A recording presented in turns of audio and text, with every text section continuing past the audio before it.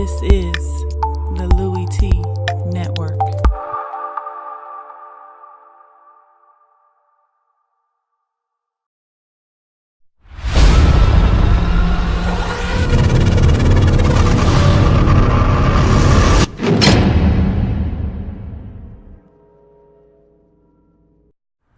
Who else could it be but me, your me, Louie T? Welcome to lockdown coverage, week number 2 in the National Football League. Pittsburgh Steelers home opener as they try to go to 2-0 on the season against a team coming off of a big win on Monday Night Football in the Minnesota Vikings, also 1-0 coming into this game.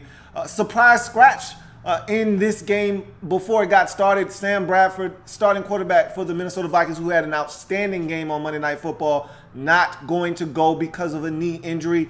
We had heard rumblings about this injury. We were told it wasn't very serious and that he was going to be able to play on Sunday. As the week progressed, the knee seemed to get worse and worse. He was uncomfortable after going out and testing it in warmups and did not participate in this game, which meant Case Keenum was going to get the start. And once you knew that, you already knew the Vikings were behind the 8 ball. It was going to be all on that offensive line and, more importantly, that running game that featured Dalvin Cook on Monday night, who went over 125 yards in that game and set a Vikings rookie rushing record for most yards in their first start. That wasn't going to happen against this Steelers defense. I knew they were going to gear up to stop the run and make Case Keenum beat you, which is what you do to a quarterback like Case Keenum. And that's exactly what the Steelers did, as the Vikings weren't able to muster a bunch of offense on this day. We'll get to this breakdown here in a second. But first, if you haven't already done so, subscribe to the Louie T Network for more great content in 2017 and beyond. We're changing the game over here. I want you to help us do that by simply hitting that subscribe button on YouTube to become a member of the Louie T Network. Also, I'm on Twitter at @InTheLabRoom is the Twitter handle. Go ahead, give me a follow there. Also on Facebook, In the Lab Room is the Facebook page. Give me a like on Facebook as well. Also on Instagram, it's with a Z, me, Louie T, on IG. So give me a follow there as well. Let's jump into this breakdown, however, and talk about what the Steelers were able to do to get the win 26-9 over the Minnesota Vikings in this football game. We'll start with the Steelers in this game. I thought that they came out and they were the aggressors in this game, and rightfully so. Obviously, Sam Bradford makes their job a lot easier. So we'll start on the defensive side of the football, where they dominated in this game. Aside from about one possession in the second half, where the Vikings were able to score their lone touchdown of the game, the Minnesota Vikings were dominated offensively by the Steelers and what they were able to bring to the table defensively. I thought they did a really good job of getting after Case Keenum. First and foremost, for the most part, they bottled up Dalvin Cook in this game. He did have one big run down to the 1-yard line that led to their only touchdown by their fullback, Ham, in this game. But outside of that, great job of bottling him up and not really giving him a ton of space to run in this football game, and really putting the onus on Case Keenum to win this game, which he's really not capable of doing versus a good Steelers defense. They went out, did what they had to do, applied pressure all afternoon long. I thought the secondary did some good things, dislodging the football away from some receivers, making some plays. I thought they also did a really good job at the linebacker position of pursuing the football sideline to sideline, getting into the backfield, blowing some things up, and like I said, just making it a tough afternoon for this Vikings offense as a whole, not allowing guys to step up and make plays like Kyle Rudolph, who had a touchdown last week, or even Adam Thielen, who had a big, monstrous day on Monday Night Football. You didn't really hear much about the receiving core, and they were outstanding. Stephon Diggs had some opportunities in this game, was open a couple of times, but the pressure that the Steelers applied on the quarterback didn't allow him to get the football as much as he would have liked to have seen it in this game. And so hats off to the Steelers defensively for doing what they needed to do against a team that didn't have their starting quarterback in the lineup. You take away the run game and you force that backup quarterback to beat you. He wasn't able to do that, and the Steelers dominate this game, only surrendering 9 points en route to a 26-9 victory. You go to the offensive side of things. My favorite thing about this game was the return of Big Ten Martavis Bryant as a factor in this offense. Obviously, he played last week versus the Cleveland Browns, but he was not a huge factor in that game. He was an impact player in this game. They made a concerted effort early on to get him the rock. They gave it to him on a reverse early, and I thought that kind of got things going for him. Made some plays in the passing game, none bigger than the catch and run for a touchdown as he shows off that speed. Had another long, deep ball on a diving catch. He was a thorn in the side of the cornerback for the Minnesota Vikings, Trey Waynes, who just could not stop him for the majority of this day. And only 3 catches, 91 yards. But again, you hear what I just said. 3 catches, 91 yards. You're talking about an over 30-yard per catch average.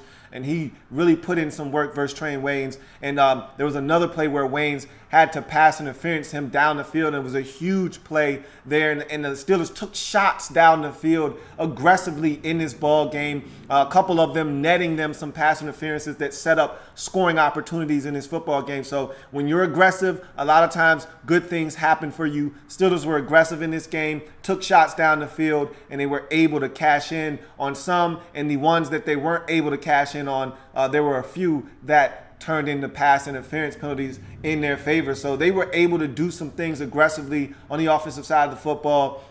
And I thought Big Ten Martavis Bryant was a huge part of that. And it's good to see him start to really get his feet wet, because when he's on, you know what you're getting out of Antonio Brown. Quiet game for him. He was going up against Xavier Rhodes, who did a really good job of being physical with him all game long. But that's why this Steelers offense can be so dynamic, is because now, even if Antonio Brown doesn't get you, now they have Martavis Bryant on the opposite side that can get you, and he did get the Vikings in this game. You still have Eli Rogers in the slot. You still have Juju Smith-Schuster, who got his first career touch and ultimately was his first career touchdown on the same play on a shovel pass for a touchdown. So you're seeing the Steelers start to use a lot of the different weapons that they possess on the offensive side of the football, which makes this team so scary as they continue to learn how these players are going to react in certain situations and what they can and can't do with these players. They're going to become that much more dangerous on the offensive side of the football. Le'Veon Bell got back to being Le'Veon Bell. Not the numbers that you would come to expect, but 27 carries. Remember, I thought he was on a little bit of a pitch count last week because he didn't play all preseason long due to the holdout. So I thought they wanted to bring him along a little slowly last week. This week, they opened it up, 27 carries for him. Probably had another 5 touches or so in the past game. And so he's back to being Le'Veon Bell, L. Bell in that backfield. Only 87 yards on those 27 carries. But again, it's the high volume there that you like to see from him as they start to get back into the swing of things offensively with this Steelers football team, putting up 26 points on the scoreboard. You go to the Vikings side of things. They were at a stark disadvantage with the news that Sam Bradford wasn't going to be able to go in this game. And once you figured that out, you knew they were going to struggle offensively. So we start there. Offensively, I just thought that they never really had a shot with Case Keenum at quarterback.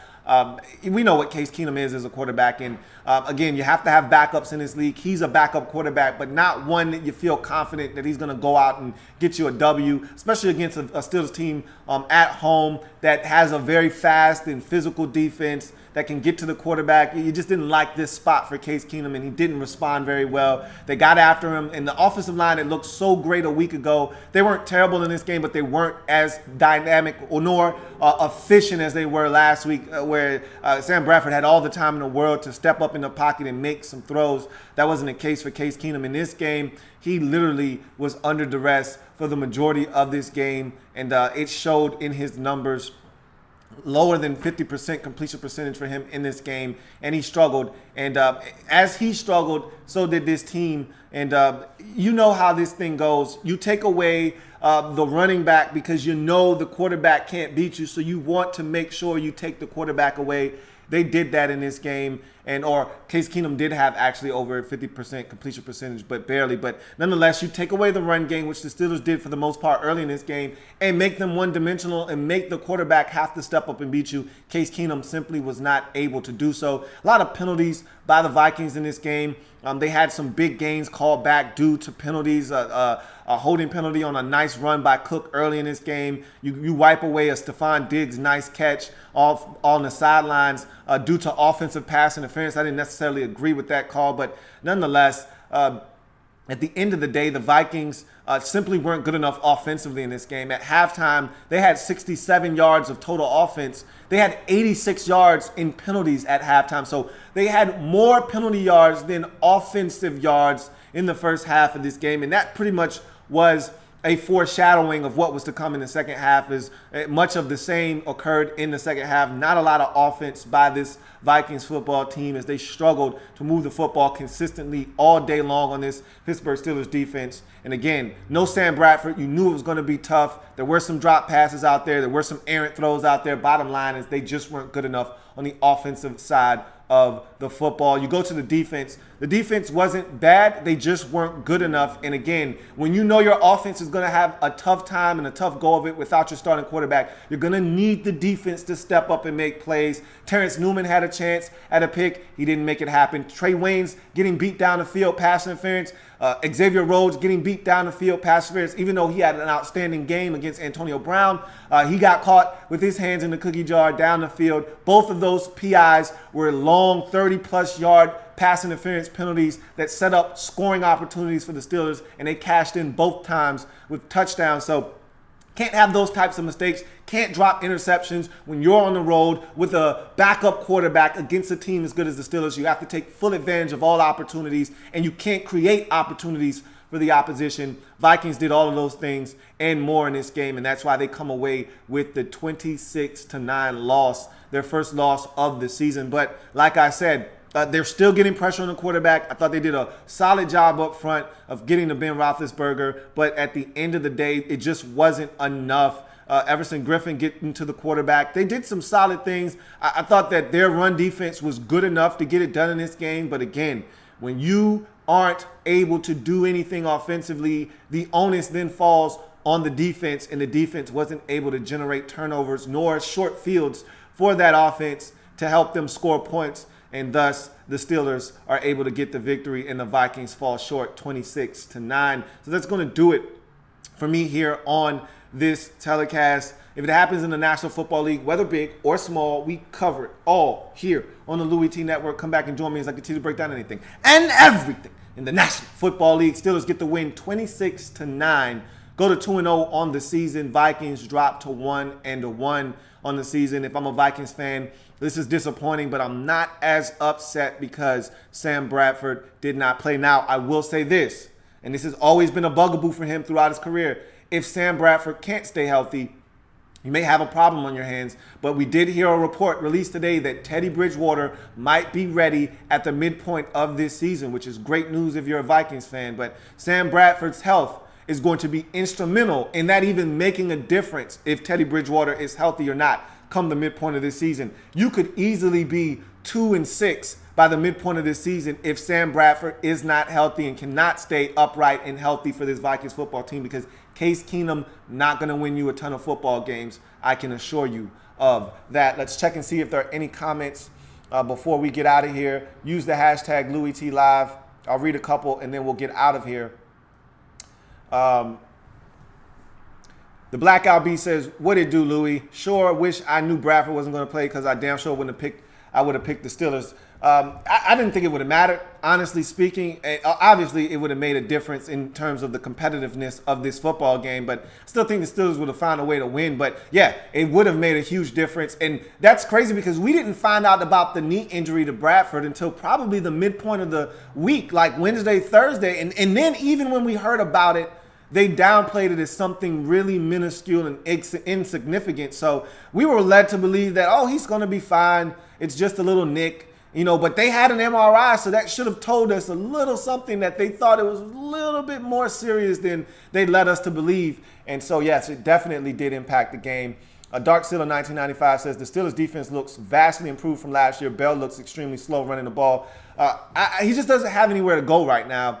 But to your point about the Steelers defense, Joe Hayden makes a huge difference in that secondary. Remember, that was one of their biggest issues. They're so athletic up front with Bud Dupree, TJ Watt, and Shazier, and all of those guys. They can run. Those linebackers can move. They're so athletic up front.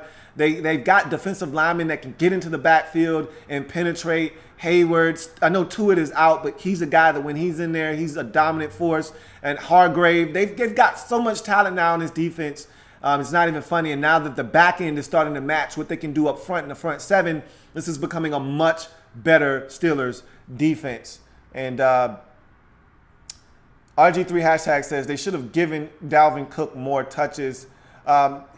You could argue they could have done that, but bottom line is when you're behind and the score dictates that you need to probably put the ball in the air a little bit more, it is what it is. But they obviously could have had a little bit more of a game plan. I thought they would have given Dalvin Cook the football more. Like I said, he only had one big carry, however. Don't let that, I think it was 12 for 64 or whatever it was, fool you in this game.